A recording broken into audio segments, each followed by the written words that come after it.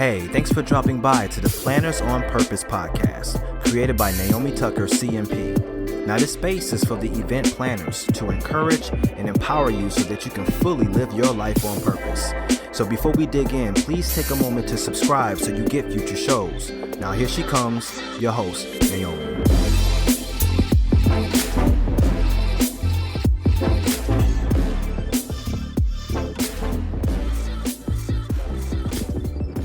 Well, hey everyone, this is Naomi Tucker, your host, and you're listening to the Planners on Purpose podcast. Thank you so much for being here. This podcasts are for event professionals like yourself that are looking to stress less, live more, and really lead a life intentionally. And that is what I'm here to help you do. Today, we're going to get into time blocking. And I wanted to give you some easy time blocking tips so that you can master your day, master your schedule, and ultimately master your life. That's right. A lot of what goes into us mastering our lives comes down to the schedule, how you schedule your calendar.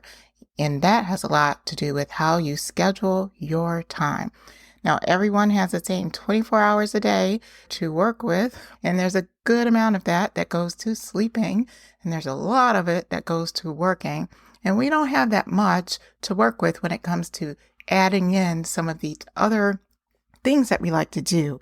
So I wanted to give you some tips to help you do this, and the reason why I love to share about this is because I have struggled with really just mastering my time. And I don't know if it's really so much of a struggle as much as it is me trying to reach towards really getting down my schedule to the point where it's just working for me. And I used to manage my schedule to a point where I just put in things that I had to be, commitments that I had. But now I've changed. I've totally changed my mindset on how I actually utilize my schedule and utilize it to work for me. I know all too well the scenarios of double booking yourself, thinking that you blocked something in your calendar, but you didn't. And I'm hoping to help you with that too. I also know of how it feels to not be able to do what you said you wanted to do in a year or in a set time frame, all because you didn't have it put in your schedule in the right way for you to actually do those things. And so I'm hoping that these tips will be able to help you as it comes to blocking your schedule. And as you listen to this podcast episode, no matter where in time you are, I just hope that you take some intention. And if you can get just one or two things that you're not doing that you can currently implement in your work or in your home, do it, because it will do nothing but make life so much better for you and it help you to easily manage your calendar so much better. So we are going to get started. So these are going to be some easy steps for you to master blocking your time. And this is for maximum freedom and maximum ease. We want to be able to have everything that we need in our calendar. All right. So the first tip that I have for you is really about where you put your calendar.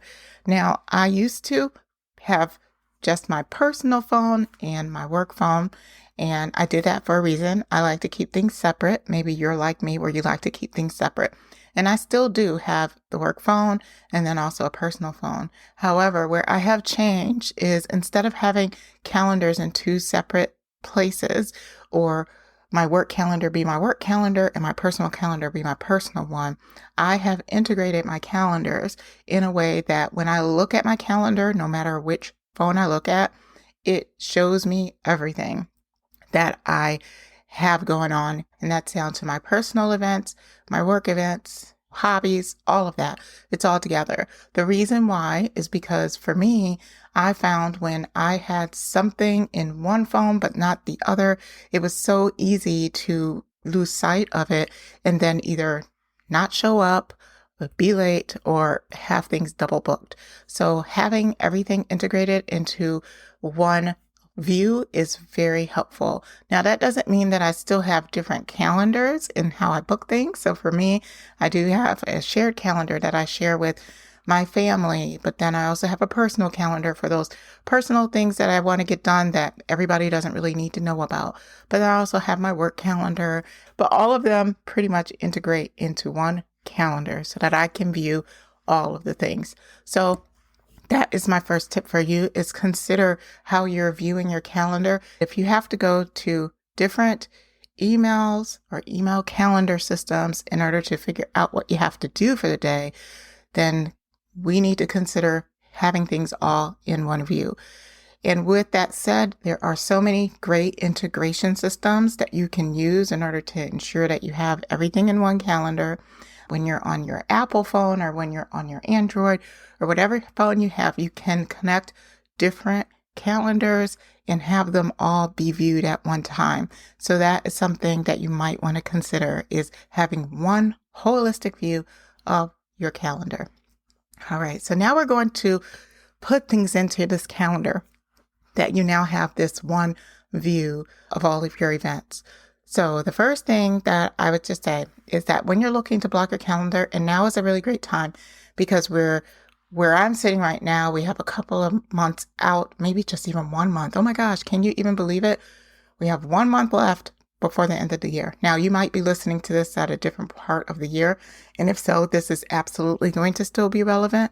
But wherever you are right now, take some time out to really look at, hey, the next 6 months, 12 months, at the personal events that are in your calendar. You have to make sure that your birthdays are in there, birthdays for your family are in there, holidays, anniversaries, even children's activities, vacations. Those are some personal events that, for me, I consider those personal events non-negotiables. I know we talk about what is more important to us in our lives, and for me, my family and the events that I have surrounding my family are very important, especially anniversaries and birthdays. So put those in your calendar, especially if you want to block a day off, especially if you need to have some planning time to get ready for, let's say, a birthday party. Maybe there's a big birthday coming up. Someone's turning 30 or your child is turning 16. Whatever it is, make sure that you're putting some time on your calendar for preparation. And if you're off or you want to be off, putting yourself completely out of pocket on that birthday. Make sure you do the same thing for your vacations, because when we take vacations and we're being purposeful about our vacations, we're getting everything ready for us to be on vacation and not have to really look back at our work, right? And setting ourselves up for success so that can actually happen. So start with your personal events first. Make sure all of those are on the calendar, and make sure there's prep time on the calendar too for you to get ready for those events as well. All right. So now we're moving into company events. So this is your organization and things that you want to make sure that you hold on the schedule. Make sure that those things are in there. This would include your business meetings. Maybe you have an annual meeting. You have quarterly business meetings. Perhaps there's monthly check-ins that you have to make on the business. On-site events, client meetings, conferences that you know that you're going to be attending for this year. Make sure that those are all on the calendar.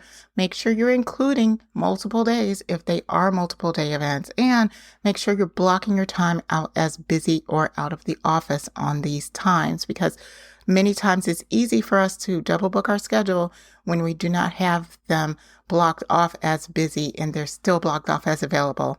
And that's easy, something that you can do in the settings of your calendar to make sure that it's blocked off, because what happens is other people can go ahead and block in your schedule, not knowing that you're going to be out and you're going to be traveling. And, of course, it would be the time where it's some big VIP client that you really absolutely need to be a part of that meeting. And here you are, trying to answer the call while you're on a plane or some other crazy location that you are trying to fit in a actual call. So make sure that you are out of pocket and it is showing up like that on your calendar so that there are boundaries that are set.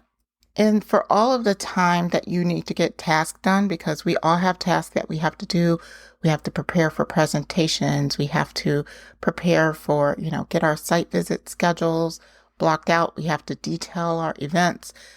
Those events take time. And so when you have your calendar filled up with meeting after meeting after meeting, there's not necessarily a time in your calendar for doing the tasks. So this would mean make sure that as you're moving throughout your day, you're actually having the tasks that you have to do being put into the calendar. So for example, let's say you want to get your CMP and you have to study to get this CMP. At some point, you have to study.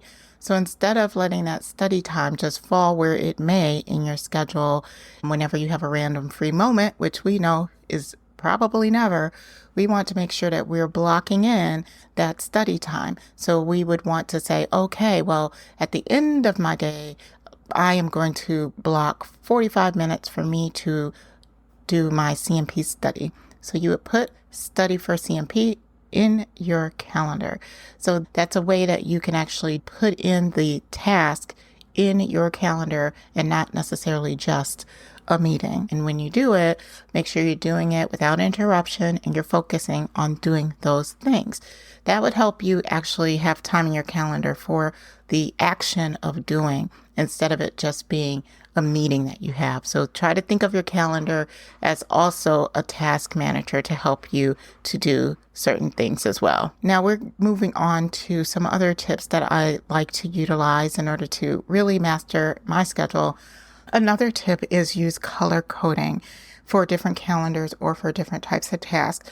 Now, personally, I like to use this for different types of calendars because the types of calendars that I have is directly related to the type of work it is. So my personal calendar has, let's say, a red color, or I think it's orange, but it's some type of color, a specific color that I know that that's a personal task for me. That's if I have to get my daughter from school early, then that is in my calendar in that particular color. Also, if you have quiet time or breaks that you put in your calendar, make sure that those are in your calendar in a certain color. It allows you to look at your schedule in one big whiff, especially for the day, and understand, okay, I do have some good amount of quiet time here for the day, or I have a lot of personal tasks that I have to do, or I have a lot of meetings that I'm going to be leading, or I have a lot of personal tasks, right? And a tip that I like to use too for my meetings is color code the meetings that I'm leading, as in sharing my screen, presenting, having to be on point for pretty much the content that's at that meeting.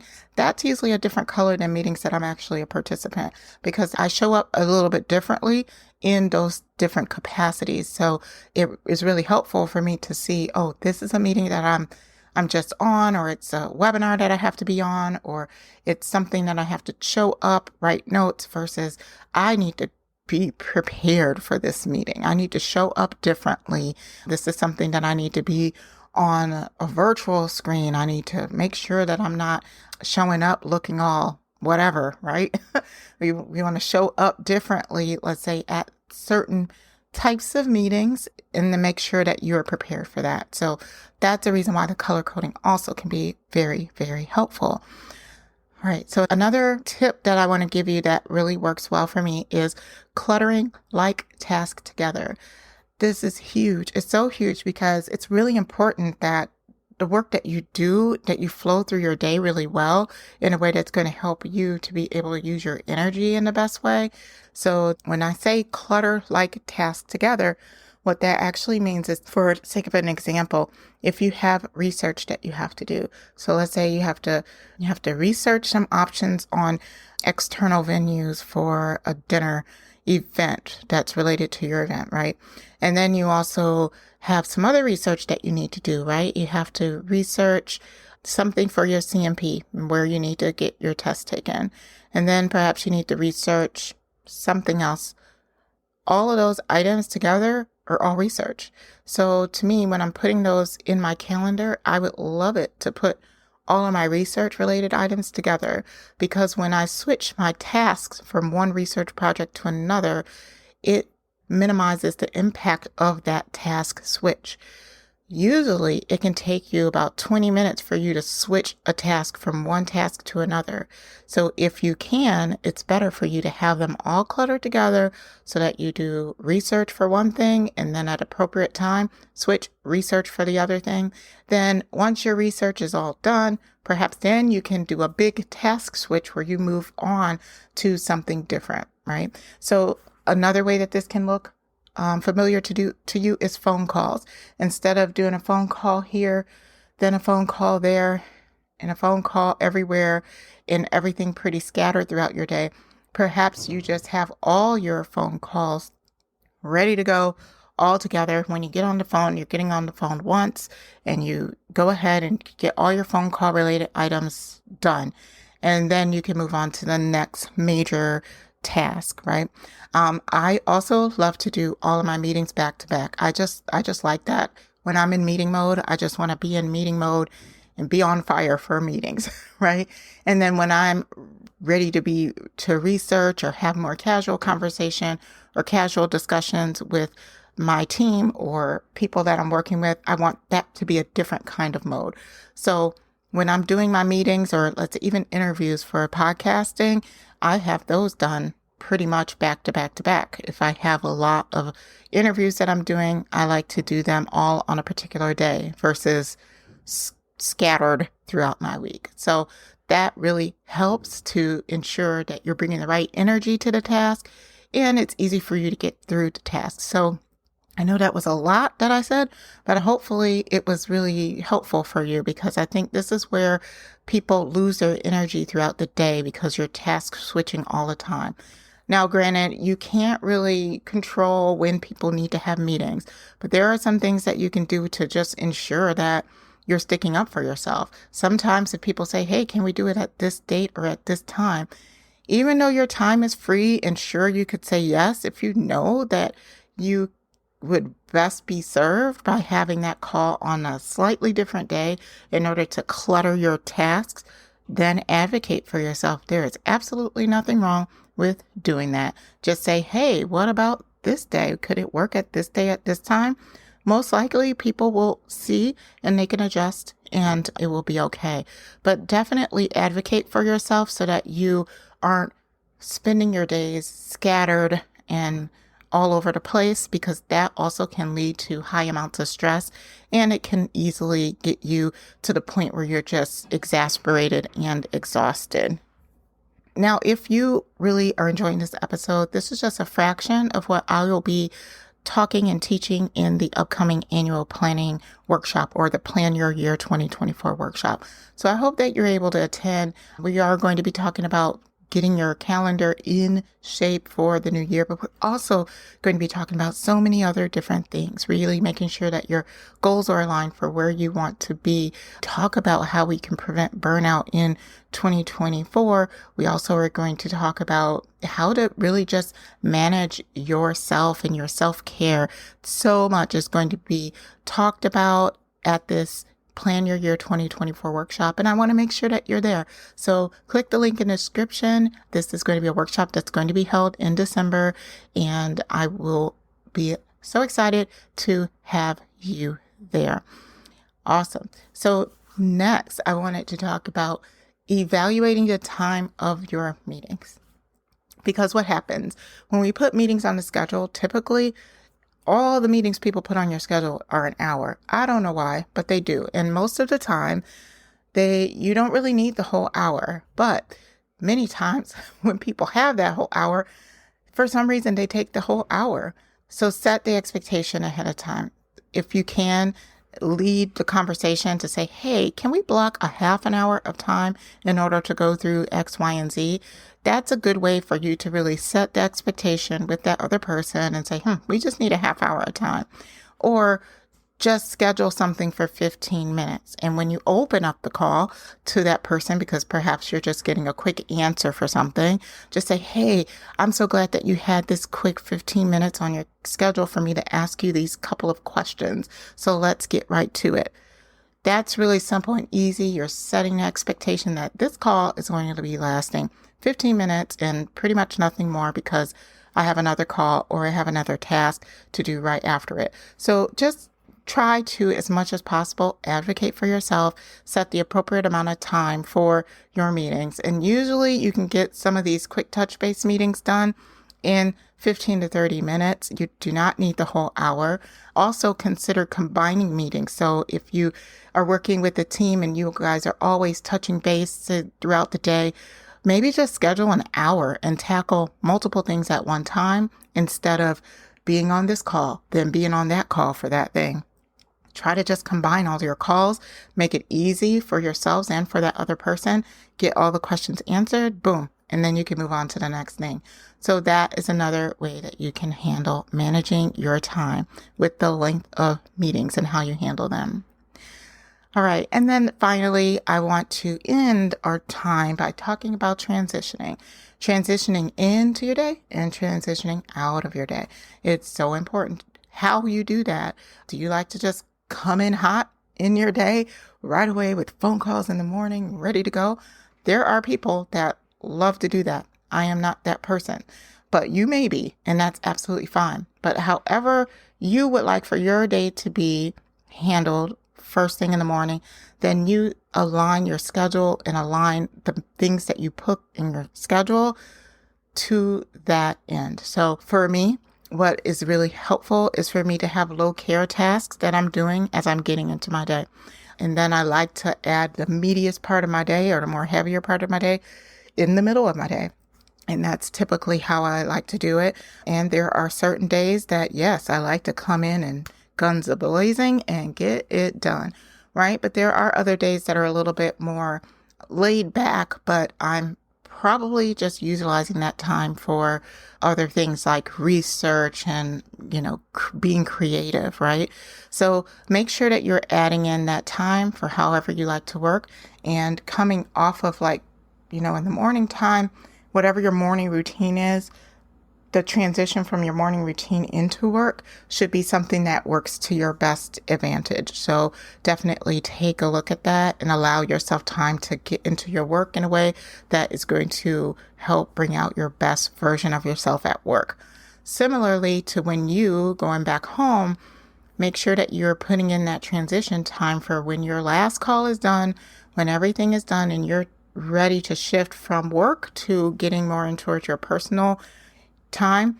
What are you doing? Are you doing an exercise class perhaps? Are you on a commute with some really nice music? Do you go out and take a walk in order to transition you to that time? Then make sure that you have that in your calendar and make sure that you really are holding yourself true by actually doing those small transitions. It will do nothing but benefit you.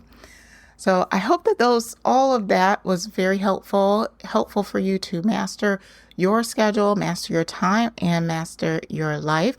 I am always excited to talk about that, and I am hoping that you were able to get a few little nuggets here and there with this episode. Thank you so much for listening. I look forward to the next episode, and until then, please stay on purpose. Well, that wraps it up for this episode. If you enjoyed the conversation, hit the like button and tell us how much you enjoyed the show by leaving a message in the comments. Thanks for listening, and we'll see you next time.